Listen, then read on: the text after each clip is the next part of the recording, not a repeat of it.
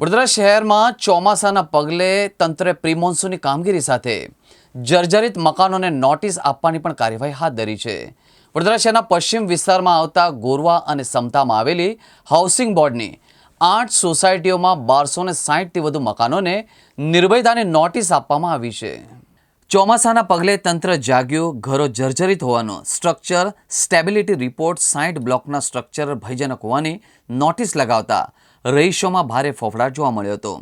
વડોદરા શહેરના સમતા ગોરવામાં હાઉસિંગ બોર્ડના 1260 મકાનને નિર્ભયતાની નોટિસ। વડોદરા શહેરમાં ચોમાસાને પગલે તંત્રે પ્રી મોન્સૂનની કામગીરી સાથે જર્જરિત મકાનોને નોટિસ આપવાની પણ કાર્યવાહી હાથ ધરી છે।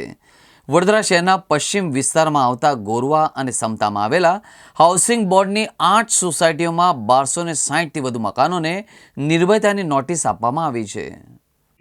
માસી કયો વિસ્તાર છે? Mangaldeep housing board 18504 Mangaldeep 2। અચ્છા, આ પાલિકાએ જે જર્જરિત મકાનોને નિર્ભયતાની નોટિસ આપવામાં આવી છે કે જે પડી જાય ભયવાળું છે, ખાલી કરી દેજો એવી નોટિસ આપવામાં આવી છે, શું કહેશો? તમને ખ્યાલ છે એવું?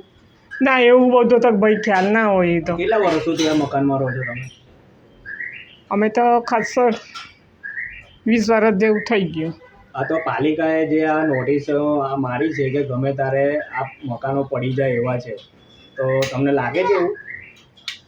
ના, અમારી બાજુ તો એવું નહીં લાગતું। આ બાજુ આમ બહુ પેલું એ નથી, પેલા હાઉસિંગમાં છે। અચ્છા, એવું? હા। કોઈને તમે રજૂઆત કરી છે આવા નોટિસો મારી ગયા છે? ના ભાઈ, એ તો અહીંયા મને ખબર ના પડે એવી રીતે તો।